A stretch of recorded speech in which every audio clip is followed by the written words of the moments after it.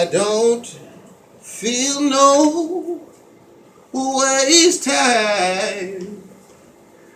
Come too far from where I started from. Nobody told me the road would be easy, and I don't believe he's brought me this far to leave me. Genesis chapter 41, verses 38 through 52. We stand for the reading of God's word. Genesis 41, verses 38 through 52. God, give us preaching power to proclaim the gospel of Jesus Christ, God, that he may deliver, set free your people today. In Jesus' name we do pray. Amen. Amen. Genesis chapter 41, beginning. Can I turn this off? Is it all right? Okay, all right. I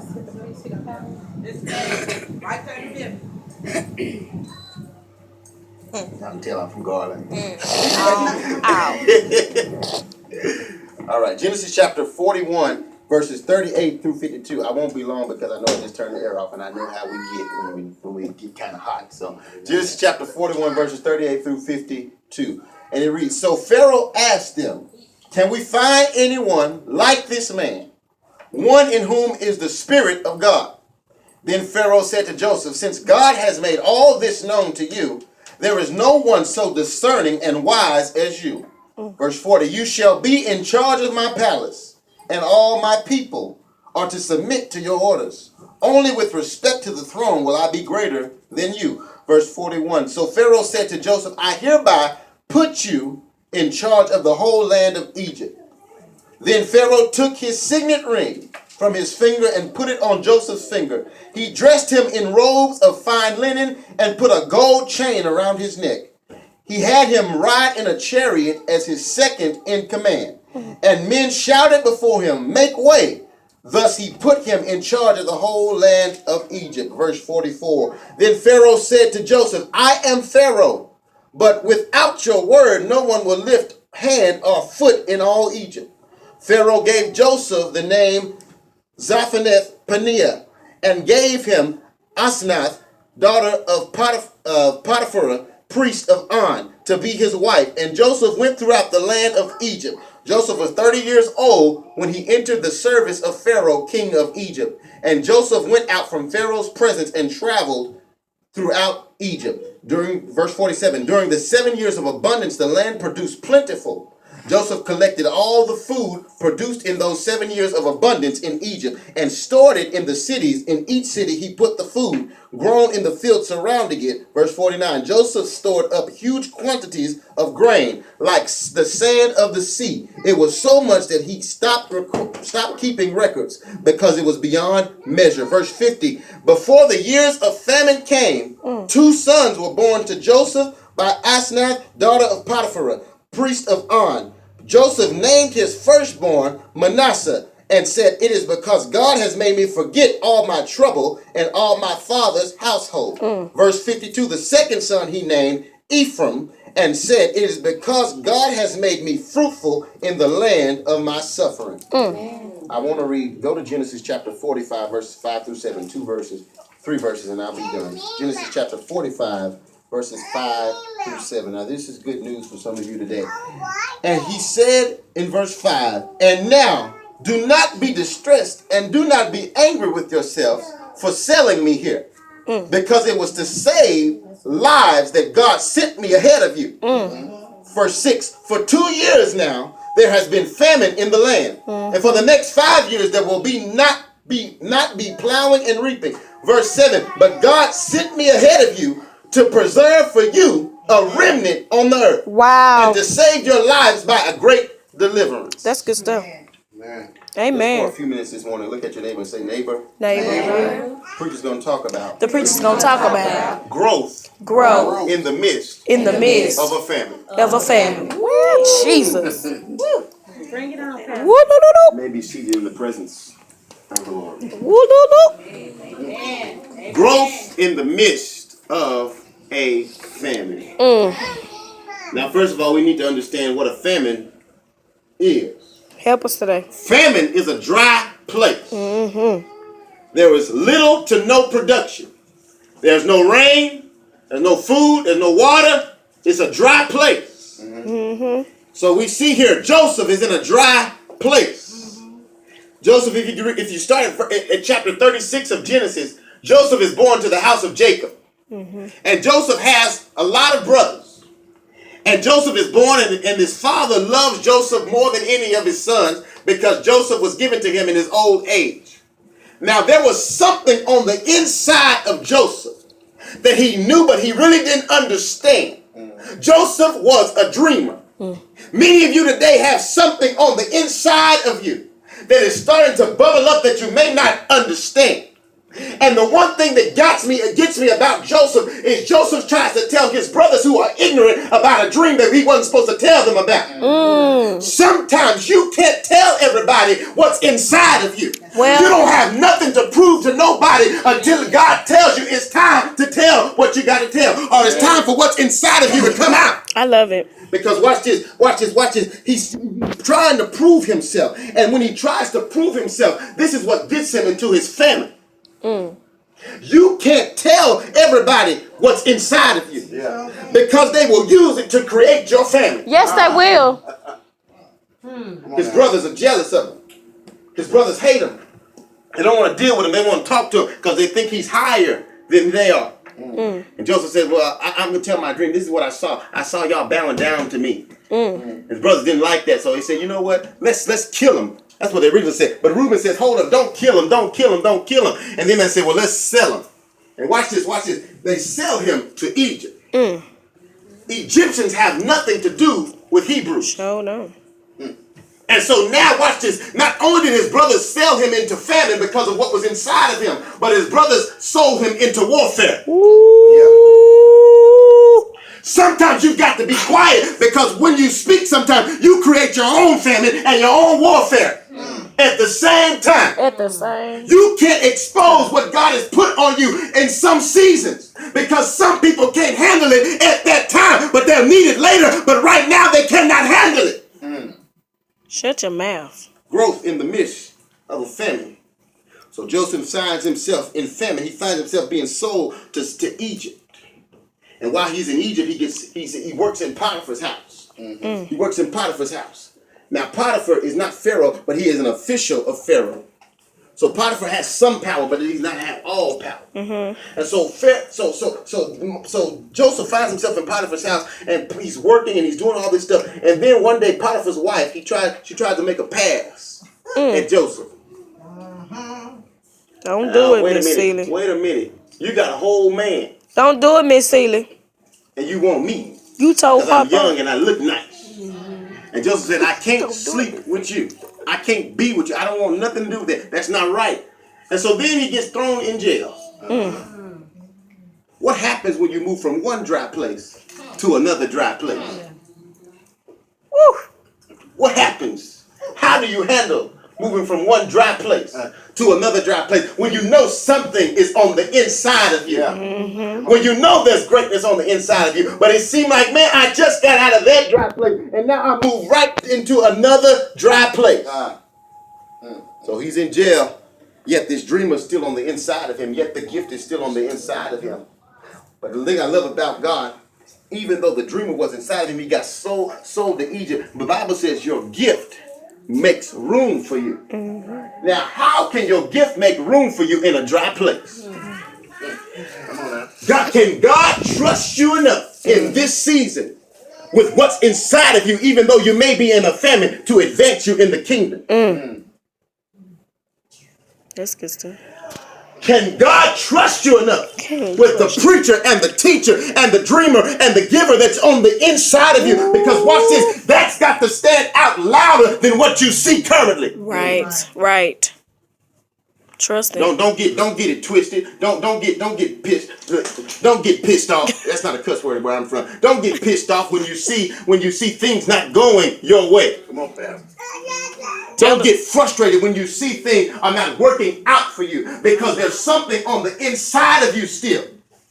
Tell the truth. So Joseph's in jail. And watch this. There are two people that come. Watch this.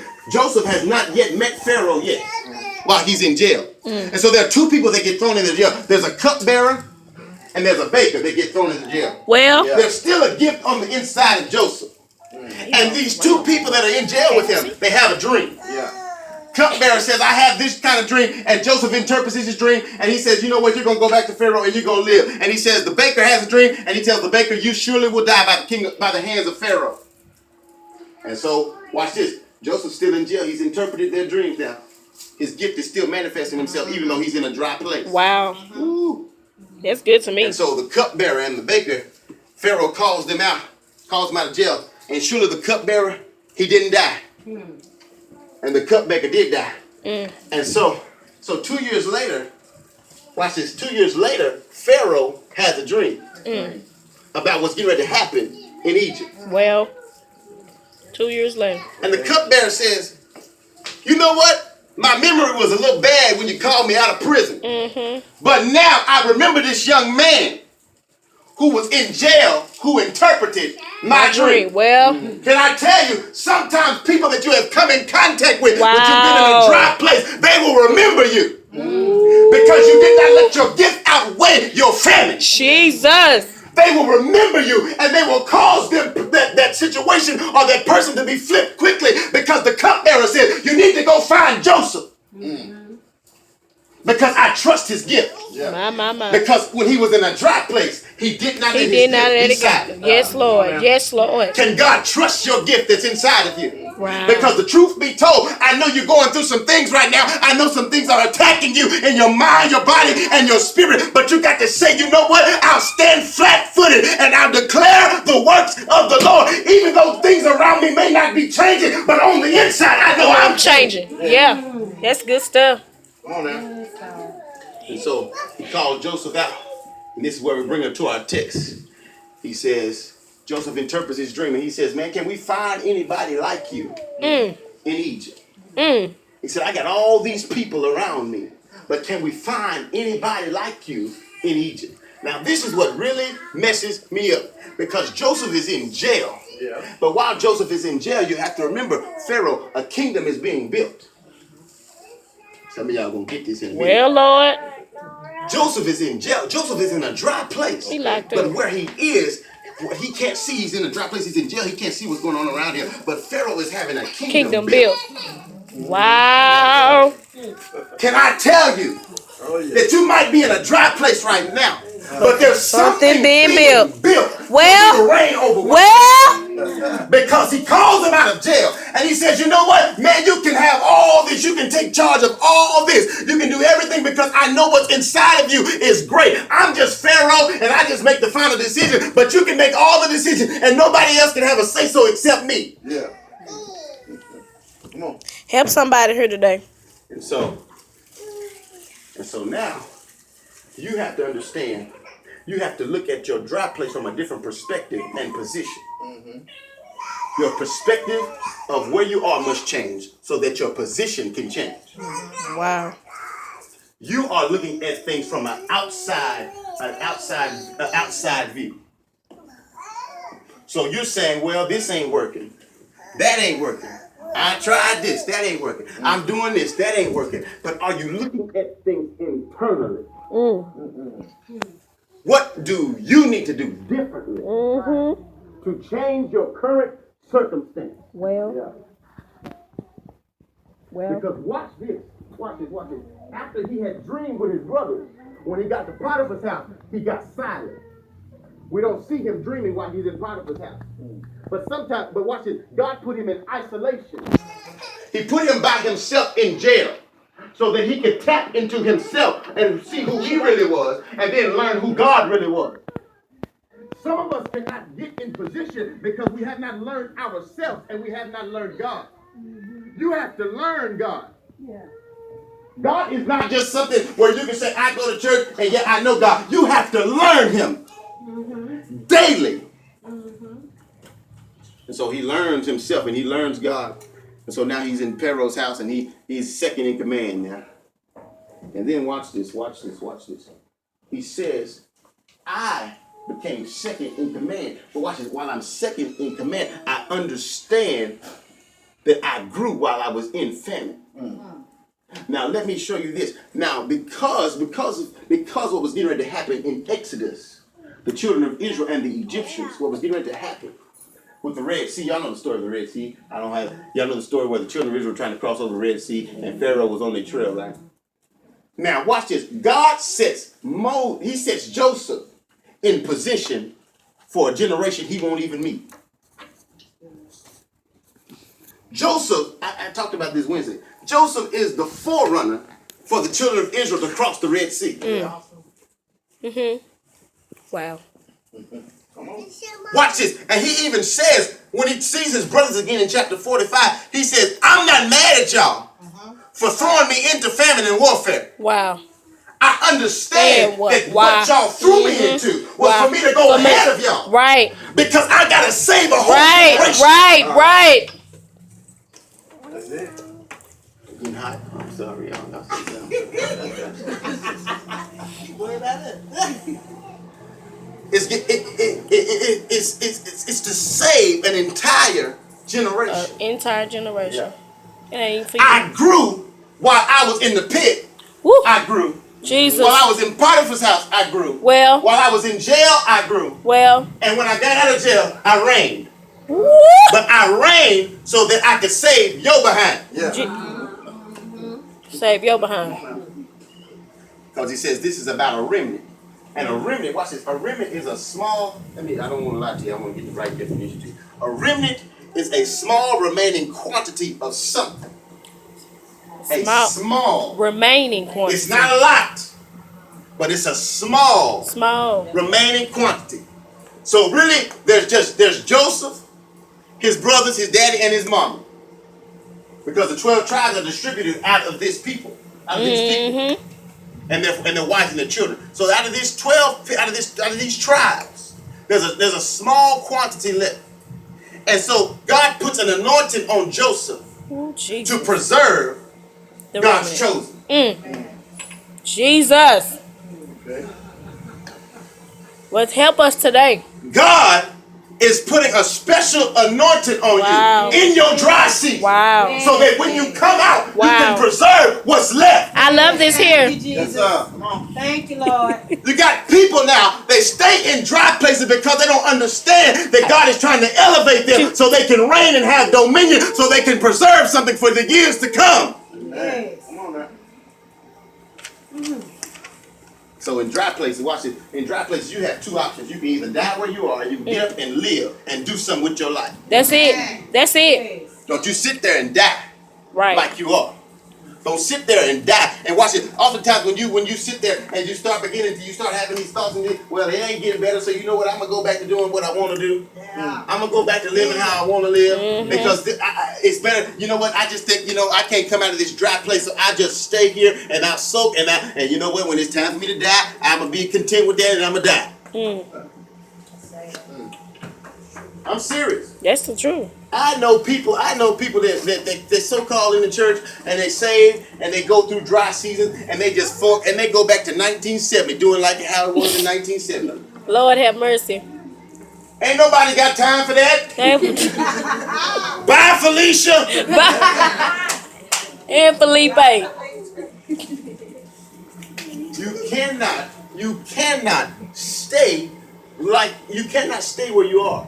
Yeah, that's good. You cannot stay where you are. That's good. We are supposed to be progressing daily. And actually, the word growth means development. Growth in the midst of a famine. So I'm developing. Developing in the famine. So that means I got to get creative. I got to try some new things so that I can get out of this famine alive. Yeah.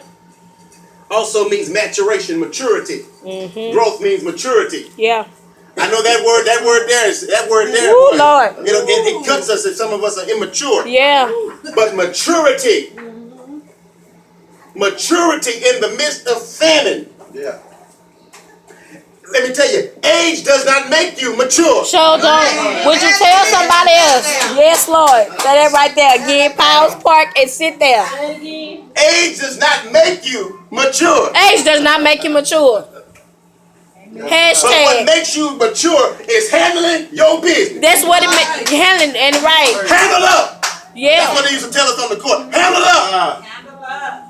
You got to do some things in order to ensure that you become a better man or a better woman. Yeah. You got to be better. Yeah. You got to mature. Yeah, that's it. It's hard, but it's fair. It's hard, but it's fair. And the last word, growth, means it's a process of increasing. Increase. You got to increase and broaden your capacity for God. Yeah. Your capacity is so small and so minute when it comes to God. You've got to broaden your capacity. You've got to allow the scales to come off your eyes. You've got to allow the scales to come off your ears, off your heart. You've got to really open yourself up if you're going to grow in God. That's right. Real.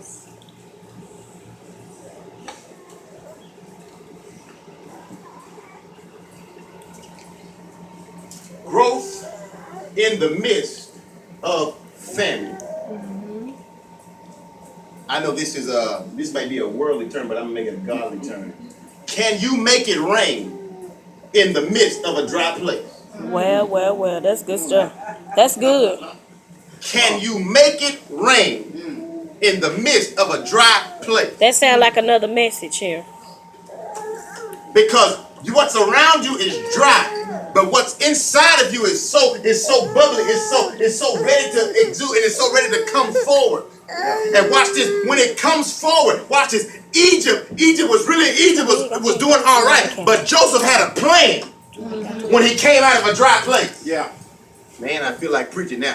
See, some of the problem that we're having is when God delivers us from a dry place, we don't got a plan to sustain us. Right. But Joseph had a plan to sustain Egypt because what was on the inside What of was him on the inside? wouldn't let Egypt go back to how they used to be. That's right. It wouldn't let. Watch this. Even in warfare, even in the midst of famine, because the Egyptians could not stand a Hebrew. So Joseph was a Hebraic child. He was an Israelite. But watch this. God let him sit right in the midst of his enemies. Wow. And God, watch this. Joseph sustained his enemies. Who Jesus? That mean he helped him. He helped those Kept him. who wanted to kill off his generation. Well, he kept him. He kept him. Yes, he did, Lord Jesus. Help today.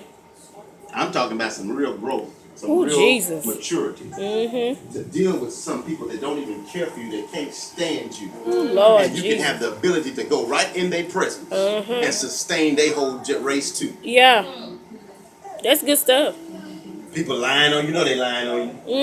You know they talking back to you. You know they do you bad. They see you today and then they throw you under the bus tomorrow. Yeah. But you still have the ability, the maturity to say, you know what? This anointing that's on me, and watch it. Watch it, because watch it. When the children of Egypt, when the children of Israel were attacked by the Egyptians came with horses and chariots and things like that. But watch it. The children of Israel, they had their feet. All they did was walk with their feet. Well. And so when everything was destroyed, they went back to Canaan, their original land. And they dwelt there. Wow. And they grew and they increased in number so much that the Egyptian race was done away with. Their enemies were no longer an issue to them anymore because they outnumbered them by so much. See, watch this. After a while, when you do what God told you to do, That's the truth. God will increase you in every area of your life to where your enemies won't even be a problem or an issue to you anymore. It'll make them so smile, Jesus. Yes, sir. So minute. That's good stuff. But with growth, watch this, growth, you've got to have a plan so that you can teach others. Right. Okay? I'm done. I'm just talking now. With growth, you have to have a plan so that you can teach others. Because if you are not able to have the ability to teach what you've come out of, That's right. That's good. Preach on that. then you will see your people or the people you're connected to, they will stay in a dry place. Yes, they will.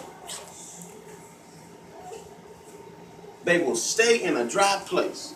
And watch this, even though they're connected to you, and you might not be in a dry place no more, but because you're not teaching them, That's right. because you're connected, you'll go back to a dry place too. Oh, wow. You just helped the church. A couple churches. I have never seen so